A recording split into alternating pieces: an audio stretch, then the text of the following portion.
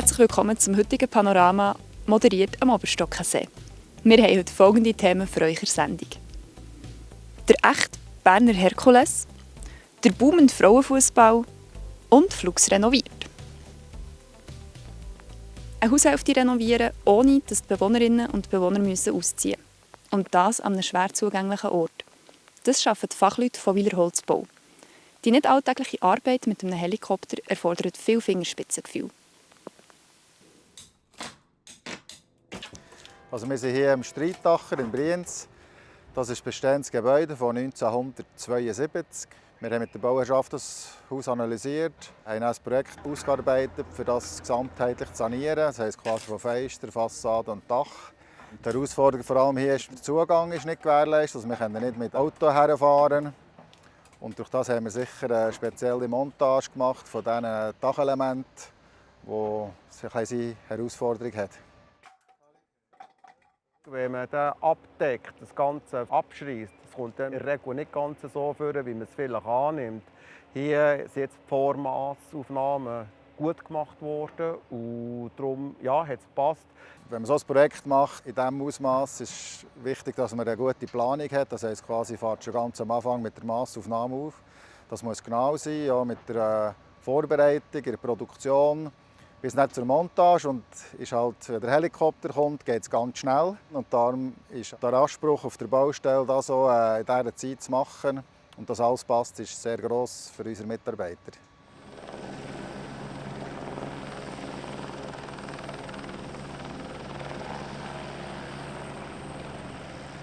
Da wir alles gute Leute haben, spielt es manchmal nicht so eine Rolle, wer kommt. Wenn es jetzt hier speziell ist, sicher mit dem Fliegen braucht es jemanden, der das schon gemacht hat, dass die Elemente dementsprechend vorbereitet sind, dass man fliegen kann, dass es dann wie ein Puzzle zusammenpasst. Das hat Oli auch nicht das erste Mal gemacht und einen super Job gemacht.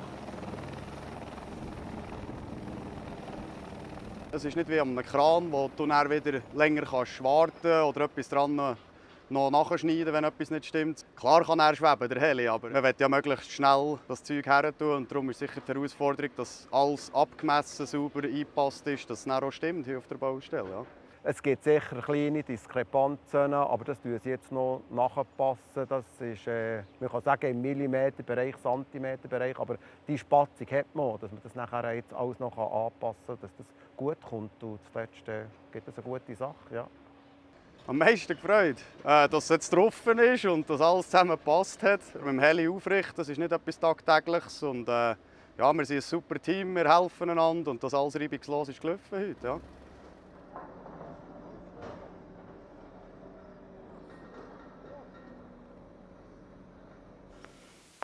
Die Fußball-Europameisterschaft 2025 sorgt für Begeisterung. Vor allem, aber nicht nur, bei Deborah Schranz. Sie ist Projektleiterin für den Austragungsort Thun. Im Interview erzählt sie, wie der Vorverkauf läuft und welche neuen Herausforderungen das Publikum im Frauenfußball mit sich bringt. Es ist Weltklasse, wie das Anklang hat gefunden. Die Tickets, die am 1. Oktober sind, in Vorverkauf gegangen. Es werden weitere Tickets kommen.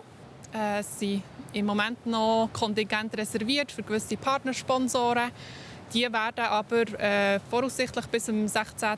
Dezember, wenn die Auslosung ist von den Teams, werden die freigegeben und entsprechend kommen wieder Billionen in Vorverkauf. Ist der Frauenfußball plötzlich so populär geworden? Ja, ich glaube, in den letzten 2-3 Jahren hat es schon einen riesen Schritt gegeben von der Popularität des Frauenfußballs. Es ist auf mehr Interesse gestoßen. Auf der einen Seite sind es die 3 Spiele jetzt in Thun, die natürlich ein riesen Fest werden sollen, die begeistern sollen. Aber es soll eben über das hinausgehen. Also es soll wirklich der regionale Fußball, Frauenfußball, aber auch die Frauen im Sport allgemein, was soll fördern, was soll weiterentwickeln, wo wir auch den Schub von dieser Euro nutzen wollen, für dass wir dort wirklich einen Schub reinbringen können. Jetzt im Vergleich zum Mannenfußball, sage ich mal, bei den Frauen wird es dann vielleicht weniger auf das Bier drauf ankommen und mehr vielleicht auf Plätze für Kinderwagen. Das ist richtig. Wir haben aus den letzten, besonders aus England, haben wir einige Erfahrungen nehmen können, die wir natürlich jetzt entsprechend berücksichtigen. Eins war genau so, dass wir eben dann vielleicht, oder wahrscheinlich nicht zu wenig Bier werden haben, sondern dann müssen schauen, wo wir die Kinderwege herstellen. Wir erwarten ein ganz anderes Publikum, bis zu 80% Familien, wo natürlich Frau und Kinder entsprechend enthalten. Und ja, wir richten uns auch dementsprechend ein, bereiten uns vor, sodass wir dann bestmöglich vorbereitet sind auf das Publikum, das kommt.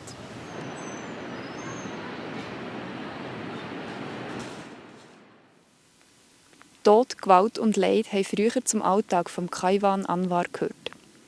In seiner Jugend musste er seine Heimat verlassen, weil der Irak im Chaos vom Krieg versunken ist. Seine Flucht führt der heute 39-Jährige nach Ostermundigen. Meinem Kollegen Ben Abeckler erzählt er, wie er hier zu einer Stärke hat gefunden, die ihm nicht nur Medaillen, sondern auch Hoffnung und Träume hat eingebracht. Ich bin in Irak geboren, bis 19 Jahre alt und als der Krieg angefangen hat, bin ich in die Schweiz gekommen. Also seit 2004 bin ich in der Schweiz. Wie war es für dich als Kind oder Jugendlicher mit dem Krieg dort? Schlimm, sehr schlimm. Und ich glaube, die Nachfolgen habe ich dann in mehreren Jahren danach quasi wie nach gespürt und gemerkt. Du bist dann in die Schweiz gekommen und du hast hier eine relativ schnelle Ausbildung gefunden und dürfen machen. Genau, ich bin 2004 wie gesagt gekommen, 2005 habe ich eine Volllehre gemacht, 2006 mit Lehre angefangen als Polymech und somit 11 Jahre gleich habe ich auch sie abgeschlossen und war ich 2010 fertig und gerade tätig als Polymech. Bodybuilding war schon immer ein Teil von mir und ich habe schon bereits 2006 mit Bodybuilding angefangen, aber noch nicht so extrem, wie ich dann später angefangen habe als Wettkampfathlet. Und das hat sich schon 2012 herausgestellt, dass ich doch trotzdem Wettkampf machen kann. Und somit habe ich 2014 den ersten Wettkampf Schweizer Meisterschaft mitgemacht. 2017 nochmal, 2018 Weltmeisterschaft, 2019 nochmal Weltmeisterschaft. Und 2020 während der Corona, wo gekommen ist, auch mitgemacht. 21 mit Maske auf die Bühne bei der Olympia in Alicante. Die beste Platzierung, die ich gemacht habe, war der zweite Platz bei San Marino Pro in Padova. Das war die beste Platzierung, die ich bis jetzt gemacht habe. Vor 2 Jahren hast du jetzt aufgehört. Wie geht es jetzt weiter bei dir? Die Reise geht weiter mit Bodybuilding und Krafttraining, aber ich tue nicht mehr Wettkampf machen. Somit habe ich jede Menge Zeit, Leute zu betreuen, für meine Familie da zu sein, was ich vorher nicht viel konnte, leider durch das Bodybuilding. Somit bin ich 6-mal die Woche am Arbeiten, betreue sehr viele Leute in der Schweiz und auch im Ausland. Und bis zu Irak, in meinem Heimatland, tue ich sogar Leute betreuen aus der Nationalmannschaft.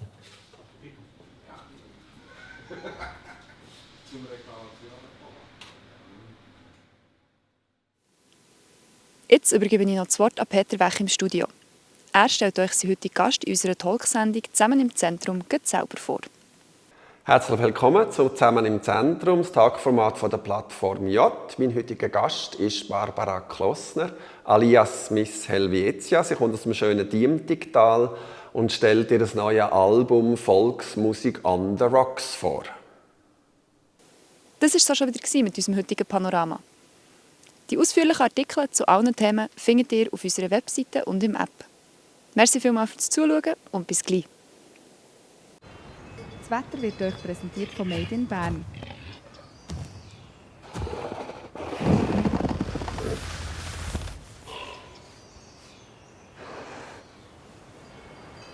Bärenstarke Ferien. Made in Bern. Ich begrüße Sie ganz herzlich zu Ihrem Plattform J-Wetter für den Kanton Bern. Schön, sind Sie wieder mit dabei. Heute hat uns eine Kaltfront erreicht. Von Südfrankreich ist ein kleines Tief auch noch nach Norditalien gezogen und hat den Südstau verstärkt. Im Süden kommt bis morgen Morgen viel Niederschlag zusammen. Morgen erreicht der Ex-Hurricane Kirk im Tagesverlauf als Sturmtief die Westküste von Frankreich. Bei uns stellt sich im Vorfeld davon nochmal eine Südföhnlage ein. Ja, morgen wartet uns ein veränderlicher und meistens trockener Tag. Es gibt zeitweise Sonnenschein, es sind aber teilweise auch dichte und ausgedehnte Wolken mit dabei. Die Temperaturen liegen am Morgen bei 8 Grad umeinander und erreichen am Nachmittag rund 18 Grad. Dabei kommt im Tagesverlauf im Oberland wieder der Föhn dazu.